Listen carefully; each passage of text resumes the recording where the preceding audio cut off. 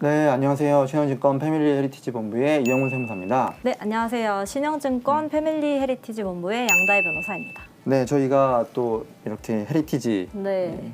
대해서 상속 증여에 대해서 많은 분들이 이제 관심을 가지시고 또 여러 가지 질문도 많으시고 네. 궁금증들을 많이 여쭤보세요. 그래서 저희가 좀 시리즈물로 기획을 해서 그렇죠. 네, 상속이라나 증여, 기타 이제 많은 분들께서 관심 있는 내용들을 위주로 주로 이제 법률 세무 쪽 내용이 되겠죠. 그렇죠. 그래서 쭉 이어서 저희가 한 편 한 편씩 말씀을 드릴 텐데 오늘은 그 첫 번째 시간으로 우리가 이제 상속을 얘기할 때 그렇죠. 빠질 수 없는 부분이 네, 있잖아요. 네. 유류분인데요. 그쵸. 사실 참 상속 상담할 때 가장 어떻게 보면 걸림돌이 약간 될 수도 그렇죠. 있는 좀 개념인 것 같아요. 그래서 뭐 많은 분들이 이미 유류분에 대해서 개념은 다 알고 계시지만 그래도 간략하게 좀 짚고 넘어가자고 한번 보면 일단 그쵸. 정의부터 네, 설명을 네. 드려야겠죠. 기본적인 개념부터 네. 가볍게 좀 네. 설명해 주시죠. 일단 유류분이 뭐냐 하면 결국 상속인들이 자기의 상속분이 일정 부분 보장이 되어야 되는데 또 네. 그만큼 또 피상속인의 또 재산 처분의 자유도 인정이 돼야 되잖아요. 그렇죠. 그러다 보니까 그 사이에서 네. 조화를 이룬 어떤 네. 제도라고 보시면 되는데요. 많은 분들이 그럼 유류분 비율이 얼마냐 네, 맞아요. 뭐 이런 질문 하시는데 네. 대부분 사람은 다 네. 아시지만 네. 한번 말씀을 네. 조금 해 주시죠. 일단 네. 그 법정 상속인의 순위라는 게 있잖아요. 그렇죠. 근데 네. 원래 1번을 보시면 직계 비속이죠. 네네. 그다음에 두 번째가 직계 존속. 네. 그다음에 세 번째가 형제자매, 그렇죠. 네 번째는 이제 반계라고 그렇죠. 하는데 사실 네 번째는 유류분이 없기 때문에 네네. 빼고 설명을 드리면 직계 비속은 네. 자기의 법정 상속분의 2분의 1이 그렇죠. 유류분 비율이고 네네. 직계 존속과 네. 형제자매는 네. 3분의 1. 그렇죠. 이게 조금 헷갈리세요. 네. 대부분 그렇죠. 헷갈려 하시는데 많은 분들이 네. 야 유류분은 법정 상속분의 2분의 1 아니야 라고 네, 해서 맞아요. 형제자매들도 나 절반 낼 거야 네, 이렇게 하시는데 맞아요. 무조건 3분의 1입니다. 이건 형제자매는. 네. 그 제가 말씀 안 드린 분이 계세요. 배우자 바로 있잖아요. 배우자죠. 예, 네. 배우자도 네. 똑같이 2분의 1이라는 그렇죠. 거. 배우자는 사실 항상 상속인의 입장에서 보면 항상 1순위를 지키잖아요. 네, 네. 어떻게 그렇죠. 하든지. 네. 그래서 그런 식으로 보면 2분의 1이라는 것 기억하기 네. 쉬우실 것 같고요. 또 이제 사실 누가 그럼 유류분을 청구할 수 있냐. 네, 법정 네. 상속인이잖아요. 방금 그렇죠. 말한 것처럼. 네, 네, 네. 그렇기 때문에 사실 상속 포기를 하시거나 네. 상속 결격을 하신 분들은 그 대상이 아니라는 점도 기억하셔야 될 부분이고요. 질문이 네. 있는데 아, 예, 예. 저희가 상담하거나 이럴 때 이제 상속 뭐 포기를 하면 되는 거 아니냐 유류분 그렇죠. 포기를 하면 되는 거 아니에요? 그렇죠. 뭐 그러면 분쟁이 없는 거 아니냐? 아, 그렇죠. 굉장히 많이 질문하시는데 네. 뭐 이렇게 말처럼 쉬우면 사실 이런 분쟁이 안 없을 생기죠. 거잖아요. 그렇죠? 예. 근데 그래서, 이제 예. 그런 게 아니다. 그 내용을 좀 말씀해 주시죠. 그러니까 뭐 포기하시면 네. 뭐 유류분이 없을 수도 있어요. 네. 근데 상속 시기가 가장 중요한데요. 네. 만약에 상속 개시되기 전에 예를 들어서 이런 상황이죠. 아버님이 모든 자녀들을 이제 자리에 불러 모으시는 거예요. 네. 그래서 이제 딸한테 딸아, 너는 내가 대학을 보내줬잖냐. 네. 이제 이 자리에서 네. 상속 포기 각서를 쓰고 너는 상속을 받지 마라. 이렇게 얘기했을 때 그럼 그 따님이 실제로 아버님이 돌아가셨을 때 유류분 청구를 하시지 못할까요? 아니죠. 왜냐하면 네. 사실 이 유류분 청구라는 것도 하나의 권리잖아요. 그렇죠. 근데 이 권리가 발생을 일단 해야 포기를 할 수 있는데 이 발생한 시점 자체가 상속 개시 시기이기 때문에 그 그렇죠. 전에는 뭐 포기 각서를 쓰시던 뭐 말로 네. 하시고 녹화를 하시던 아무런 효력이 없다. 그렇죠. 이렇게 얘기를 할 수 있고 대신에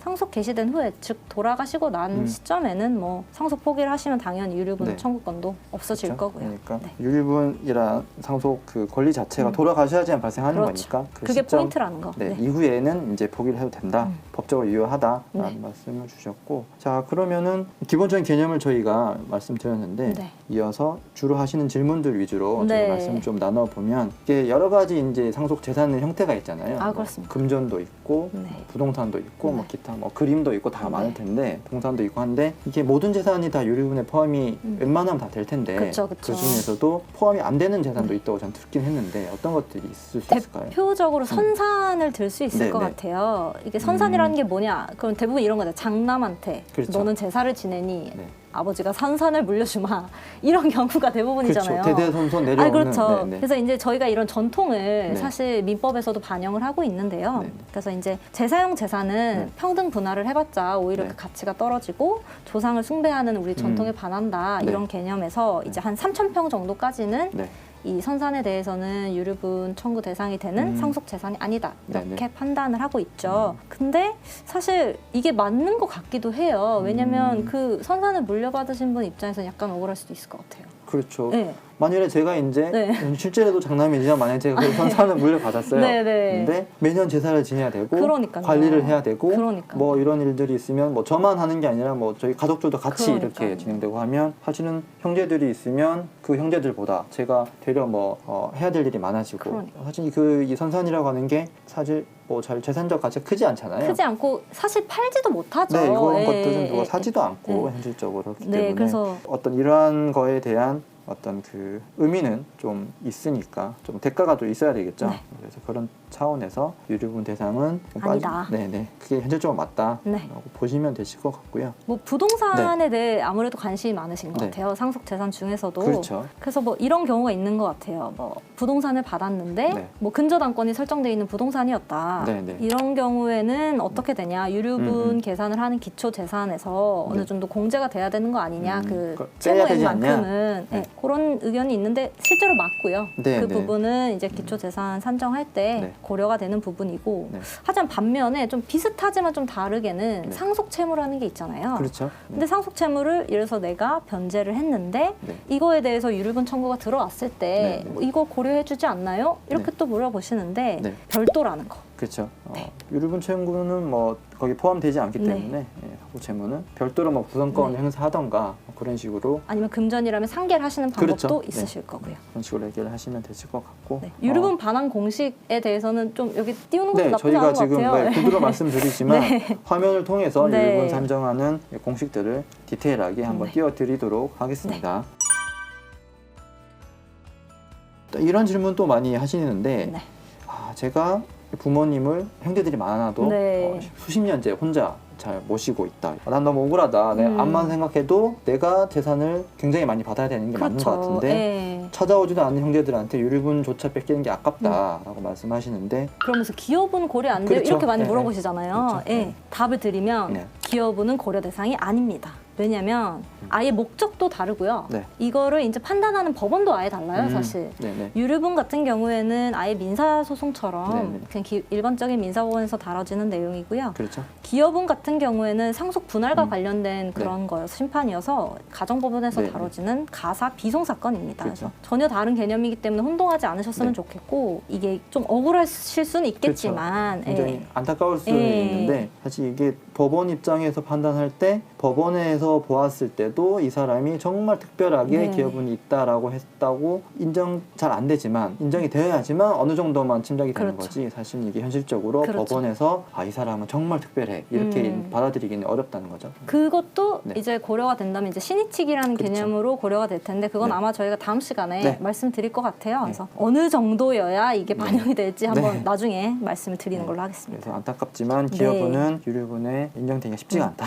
그렇죠. 만약에 이제 상속 재산이 있는데 상속 재산을 받고 유류분이 이제 침해가 됐어요. 네. 그런데 그 전에 이미 누가 팔아버린 거예요, 그렇죠. 형제가. 뭐 그런 경우엔 어떻게 해야 되는지, 혹은 뭐 이러한 일들을 좀 방지하기 그렇죠. 위해서는 어떤 행위가 필요한지 한번 설명해 주실까요? 사실 이런 경우가 좀 음. 많은 것 네네. 같아요. 근데 그렇기 때문에 이제 뭐 꼭 유류분 소송이 아니더라도 네. 소송하실 때 제일 네. 중요한 게 보전 소송이라고 하는데요. 네네. 이제 부동산이면 특히 이거를 함부로 못 팔게 이제 네. 처분 금지 가처분이라는 이제 그런 조치를 취해 두는 네, 거죠. 그렇게 함으로써 이 네. 사람이 유류분 청구를 했을 때 승소 판결을 받더라도 실제로 그 형제가 뭐 집행할 수 있는 아무런 자력이 없으면 그렇죠. 의미가 없잖아요. 의미 없죠. 예. 네. 그래서 그런 조치를 취해 두시는 것이 매우 중요하다. 이렇게 말씀을 드리고요. 다만 또 이제 하나 팁을 드리면 이게 처분금지 가처분이라고 막 남발할 수 있는 건 아니고 네네. 그만큼 그거에 대한 담보 제공을 하셔야 되기 때문에 네네. 뭐 적지 않은 액수예요. 네. 그래서 그거를 이제 전문가와 함께 네. 상담하시고 진행하시는 게 좋을 것 같다. 참 쉽지 않네요, 이런 거. 그러니까 자기 권리를 찾는 게 네네. 쉬운 일은 아니에요. 이게 아무리 법적으로 보장을 해주는 권리라고 하더라도 그걸 실제로 내 걸 만들기 위해서는 이게 정말 많은 절차가 소요되는 뭐 재반 사항들이 많네요. 사실 세금적인 이슈도 많이 있잖아요. 이거와 관련돼서. 그 다음 내용들은 시간에. 이것도 다음 시간에 네, 그렇죠. 말씀을 잠깐 드릴 거고. 그래서 오늘 이 첫 번째 시간의 마지막 아마 질문이 될 것 같은데 이 상속 재산 중에 이런 경우가 있잖아요.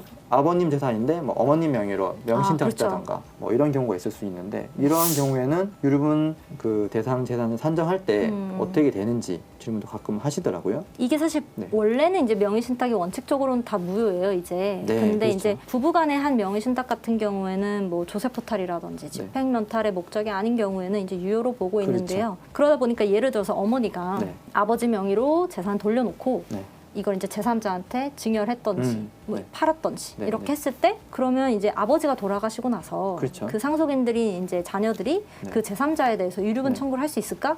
네. 이거에 대해서 이제 많이 물어보시는 그렇죠. 거잖아요. 근데 네. 답은 수 그렇지 없죠. 않을 가능성이 네. 높다. 그쵸. 그렇죠. 네네. 그렇죠. 유효한 명의신탁에게 해당되다 보니까 실질적으로 어머니 재산이다고 네. 보는 거죠. 하더라도 제3자한테 할 수 없다. 됐고 참 헷갈리는 부분인 것 네, 같아요. 예, 예. 그래서 이런 것들은 좀 헷갈리고 이제 판단이 어렵기 때문에 역시 전문가와 예, 전문가가 상담하시는 하셔야 될 것 것을. 같고 또 이런 경우가 있을 수 있잖아요. 이게 아버지가 뭐 자녀 명의로 네. 부동산을 사주는 거예요. 그냥 이렇게 사줬을 때 또 아버님이 돌아가셨어요. 이렇게 됐을 때 저건 분명히 아버지가 우리 딸 형제한테 이게 중요한 게 맞는 것 같은데 뻔히 알죠, 사실. 뻔히 아는데 예, 예. 뻔히 아는데 이거 안 되냐라고 음. 하는데 이게 이제 사실은 뭐 형식적으로는 이제 아버지가 또 우리가 보기에는 증량이 맞는 것 같은데 그렇죠. 이게 또 쉽지가 않죠. 그러니까 매매 형식의 증여라고 하는데요. 네. 이게 등기부에는 어쨌든 등기 원인이 이제 매매로 돼 있는 거잖아요. 그렇죠. 그러다 네. 보니까 이 등기 자체의 추정력을 번복을 해야 되는데 네. 이게 등기부가 그렇다면 왜 있겠어요? 결국 공시를 위해서 있는 건데 그럼요. 그거의 추정력이 너무 쉽게 번복이 되면 안 되다 보니까 이거를 무효를 주장하는 사람이 입증을 해야 되기 그렇죠. 때문에 입증 쉽지는 책임을 않다. 상대편에서 해야 되기 때문에 24시간 붙어 있고 뭐 모든 증거가 있고 이런 식으로 하지 않는 한 쉽지는 설령 않다. 그런 게 있다고 하더라도 이제 받아들여지기가 어려운 부분이 있기 때문에 쉽지 않다. 대신에 조금 뭐 이런 방법은 가능하잖아요. 그 대신 사줬다 부동산을 그럼 네, 네. 말씀드린 것처럼 부동산 자체를 뭐 돌려받는 건 어려워도 네. 그 매수한 자금을 그렇죠. 그 부분에 대해서 이제 유류분 청구를 하시는 거는 뭐 그렇죠. 입증할 만한 충분한 뭐 그게 있을 거 아니에요. 네, 네. 뭐 자금 금융자료라든지 출처라든지. 네. 있을 수 있으니까 부동산 자체만으로는 안 된다고 하더라도 그거에 준하는 이제 가액 그렇죠. 정도는 대상이 될 수는 있다라고 네. 보시면 될 것 같습니다. 그래서 오늘은 좀 뭐 네, 그래서 오늘은 이제 유류분에 대해서 말씀을 드리고 있는데 오늘 이 정도로 좀 말씀을 드리고 추가적으로 이제 앞서 말씀드렸듯이 뭐 신의특이라든지 그렇죠. 기타 뭐 세무적인 사항들은 요 다음 시간에 저희가 말씀을 드려보면 될 것 같아요. 이번 시간 이렇게 마치도록 하고 다음 시간에 인사드리도록 하겠습니다. 감사합니다. 감사합니다. 네.